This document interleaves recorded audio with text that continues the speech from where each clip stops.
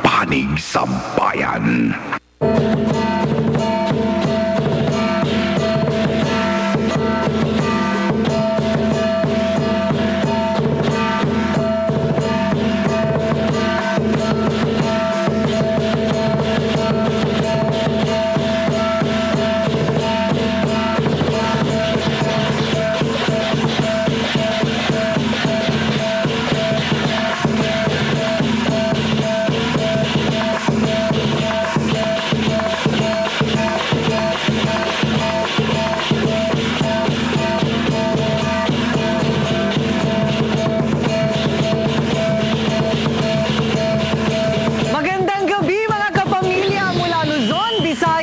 Mindanao at sa buong mundo kung saan man kayo naaabot ng The Filipino Channel.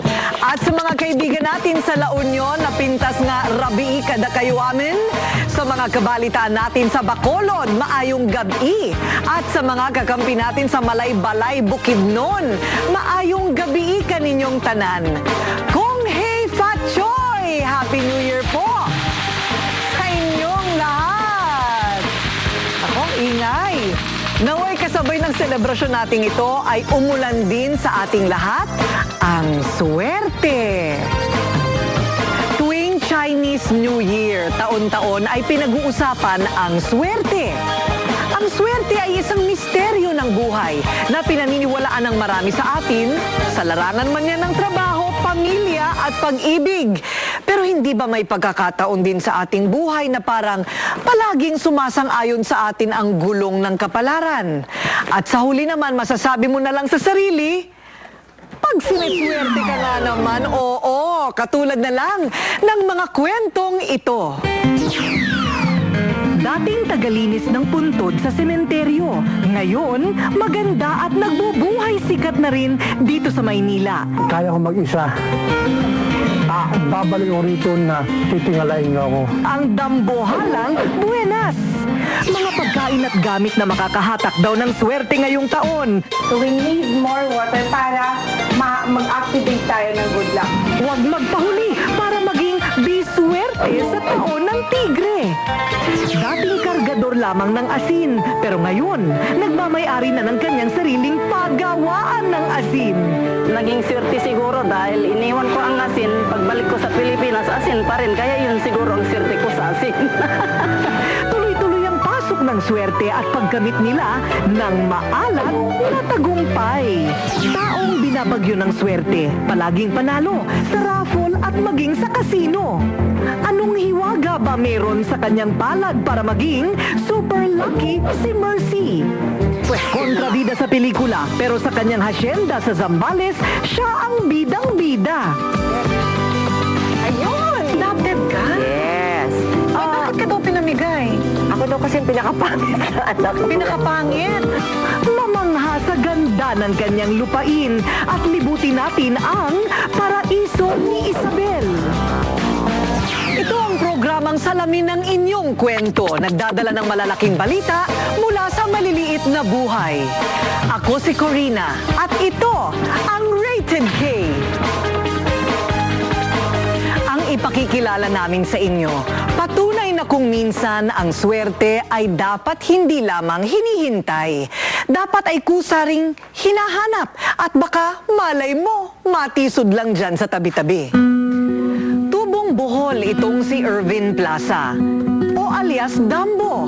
Dahil sa hirap ng buhay, lumayas mula sa probinsya. Mag-isang nagtungo dito sa Maynila. At ngayon, aba, pa-extra-extra na sa TV. Anong diskarte naman ang kanyang ginawa para matisod ang dambuhalang buenas? Ano naman kung matalino ka or mayaman ka o ano ba? Wala naman diskarte. Wala rin.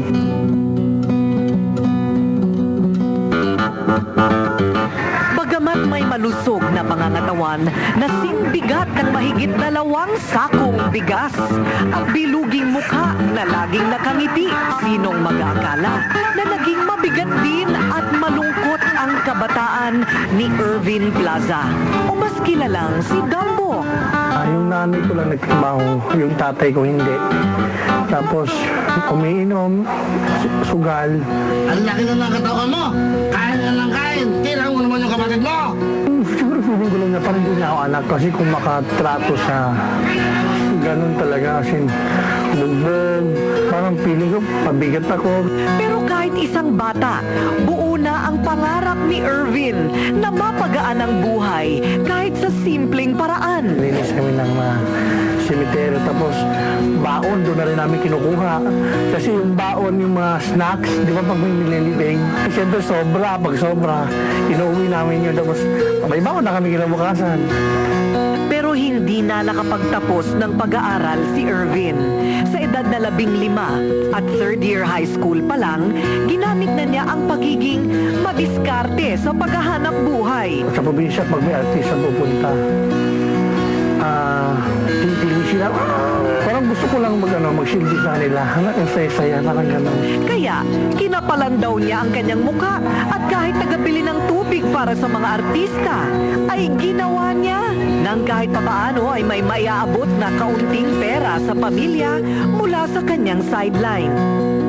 Pero, nang minsang mawala ang pinagkahirap-hirapan at pinagkaipon-ipunang cellphone ni Irvin, at malaman sa kapitbahay na isinangla pala ng ama, aba, doon na nag-isip-isip si Irvin.